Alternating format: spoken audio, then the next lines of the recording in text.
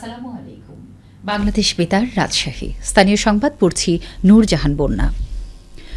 বন, পরিবেশ ও জলবায়ু পরিবর্তন এবং পানির সম্পদ উপদেষ্টা সৈয়দা রিজওয়ানা হাসান বলেছেন, ডিসেম্বরের মধ্যে সচিবালয়কে ওয়ান টাইম বা একবার ব্যবহৃত প্লাস্টিক মুক্ত করার পরিকল্পনা করা হয়েছে।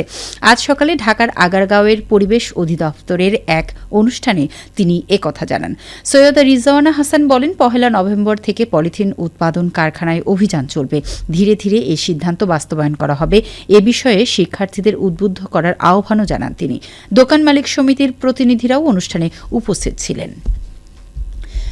হৃদয়ের যত্ন হোক সার্বজনীন শীর্ষক প্রতিপাদ্যে রাজশাহীতে বিশ্ব হার্ট দিবস 2024 উপলক্ষে র্যালি, সেমিনার ও আলোচনা সভা এবং বিনামূল্যে হার্ট ক্যাম্প অনুষ্ঠিত হয়েছে। এ উপলক্ষে আজ নগরীর লক্ষ্মীপুর বাকির মোড় ন্যাশনাল হার্ট ফাউন্ডেশন রাজশাহীর উদ্যোগে নিজস্ব কার্যালয় প্রাঙ্গণ থেকে একটি র্যালি বের করা হয়। র্যালিটি দাসপুকুর বাইপাস প্রদক্ষিণ শেষে ফাউন্ডেশন প্রাঙ্গণে শেষ হয়। পরে সেমিনার, আলোচনা সভা ও বিনামূল্যে হার্ট ক্যাম্প অনুষ্ঠিত হয়।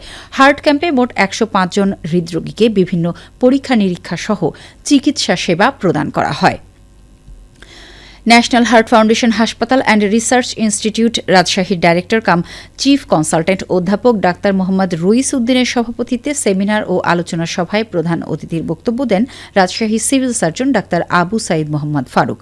প্রধান অতিথি বলেন, হৃৎপিণ্ড দেহের মূল চালিকা শক্তি, তাই হৃৎপিণ্ডকে সুস্থ ও কার্যকর রাখতে জনপরিসরে চিকিৎসার পাশাপাশি হৃদরোগ প্রতিকারের বিষয়ে সচেতনতা বৃদ্ধির বিকল্প নাই।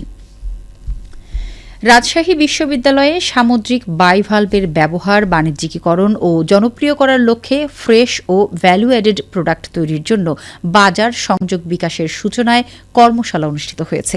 আজ কৃষি অনুষদ ভবনের ফিশারিজ বিভাগের সম্মেলন কক্ষে এই কর্মশালা আয়োজন করা হয়। কর্মশালায় প্রধান অতিথি ছিলেন বিশ্ববিদ্যালয়ের উপাচার্য প্রফেসর ড সালেহ হাসান নকিব।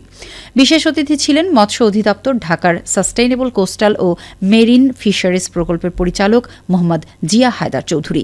রাবির ফিশারিজ বিভাগের সভাপতি প্রফেসর ড ABM মহসিনের সভাপতিত্বে কর্মশালায় স্বাগত বক্তব্য দেন প্রকল্পের মুখ্য গবেষক ও রাবি ফিশারিজ বিভাগের প্রফেসর ড মোহাম্মদ মুস্তাফিজুর রহমান মণ্ডল। কর্মশালায় বক্তারা বলেন, বাংলাদেশের আর্থসামাজিক উন্নয়নে মৎস্য সেক্টরের ভূমিকা অপরিসীম। সুনীল অর্থনীতি বাংলাদেশের উন্নয়নে একটি নতুন দিগন্তের সূচনা করেছে।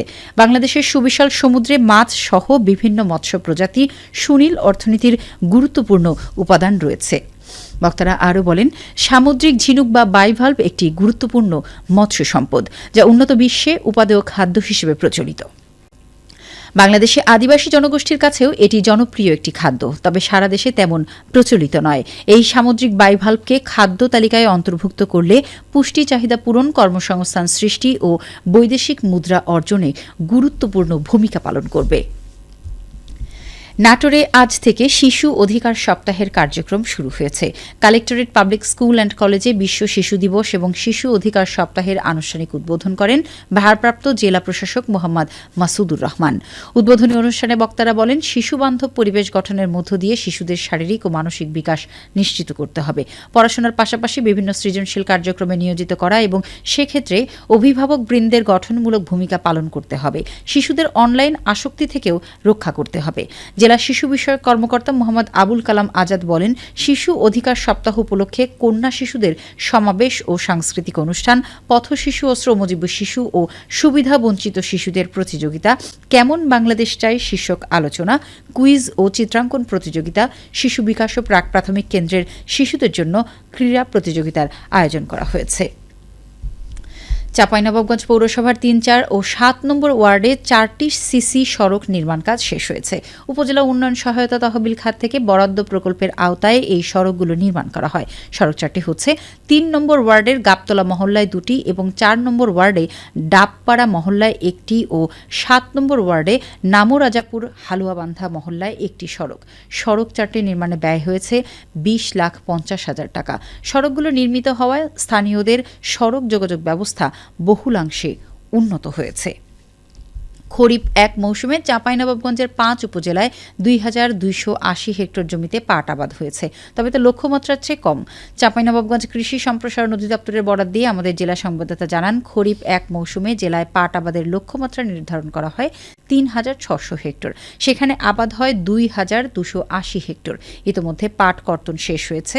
গত বছরের মতো এবছরও হেক্টর প্রতি ২.৩১ মেট্রিক টন করে মোট ফলন এসেছে। জেলায় মোট পাট উৎপাদন হয়েছে ৫,২৬৬ মেট্রিক টন। সবশেষে আবহাওয়া।